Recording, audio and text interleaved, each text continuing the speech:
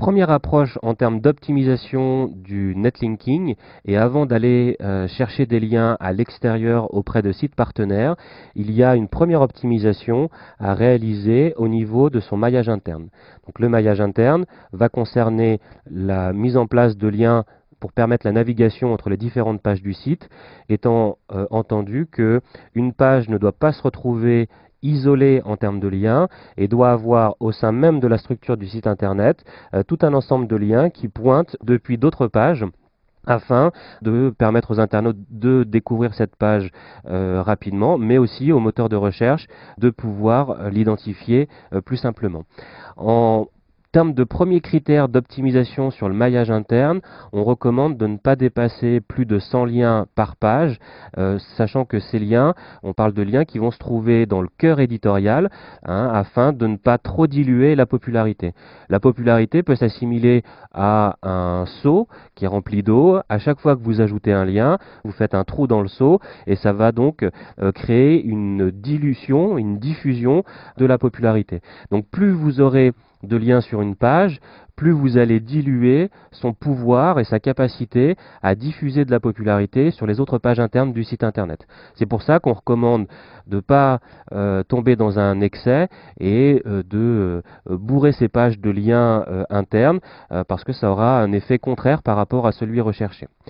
Autre chose, afin de favoriser la navigation entre les pages, aussi bien pour les moteurs de recherche que pour les internautes, on recommande la mise en place d'un fil d'Ariane. Alors on peut voir un exemple sur le site d'Eleform. Donc par exemple, sur le site Eleform, ce qu'on appelle le fil d'Ariane, c'est cet élément de navigation qui permet donc d'afficher les différentes catégories et sous-catégories qui sont rattachées à la page que je suis en train de consulter. Et la mise en place de ces liens permet à cette page sur ce DVD de renvoyer de la popularité sur un niveau supérieur ou bien sur la thématique et la catégorie rattachée à ce DVD. Ce qu'on voit également sur la page de ce site-là, en termes de maillage interne et d'optimisation de la popularité des autres pages du site internet, on voit ici une rubrique Nous vous recommandons qui met en avant tout un ensemble de liens vers des DVD qui sont complémentaires et connexes par rapport à celui que l'internaute est en train de consulter. Et le fait de proposer des articles connexes de cette manière-là permet à la fois de favoriser le cross-selling ou d'augmenter les ventes sur d'autres DVD, de faire découvrir d'autres produits pour les internautes, mais également pour les moteurs de recherche, de favoriser le référencement et le positionnement de ces différentes pages. Autre technique sur laquelle il faut être vigilant, c'est le fait de ne pas répéter plusieurs fois ou trop de fois le même lien vers la même page à partir d'une page qui est déjà consultée, parce que Google va prendre en compte la première encre et va ignorer la deuxième. Et aussi, comme on l'a vu précédemment, le fait d'avoir trop de liens sur une seule page va faire une dilution plus importante. Donc l'idée, c'est vraiment d'avoir une fois un lien et que ce lien soit suffisamment mis en évidence dans le cadre de la navigation et de l'ergonomie du site internet pour favoriser le clic sur ce lien et qu'il soit le plus efficace d'un point de vue du référencement naturel.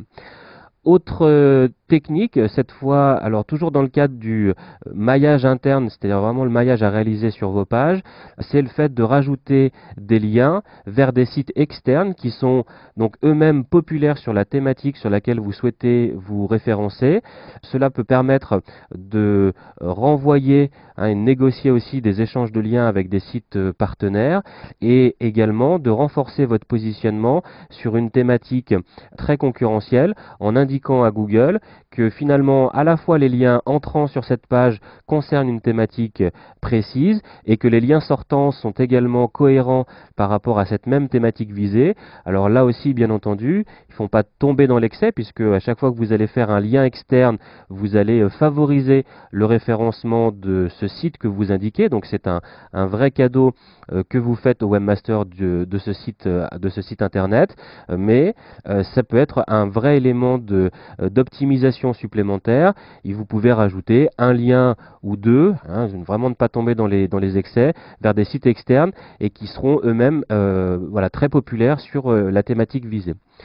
Autre bonne pratique à utiliser, c'est de varier les encres à la fois des liens internes, et on le verra aussi par la suite sur vos liens externes, vers une même page. Parce que Google va rechercher à chaque fois le côté le plus naturel dans la mise en place de ces stratégies de netlinking, et si il se rend compte que les encres sont toujours les mêmes, il va considérer que c'est un comportement qui n'est pas naturel et qu'on est en train d'essayer de manipuler son index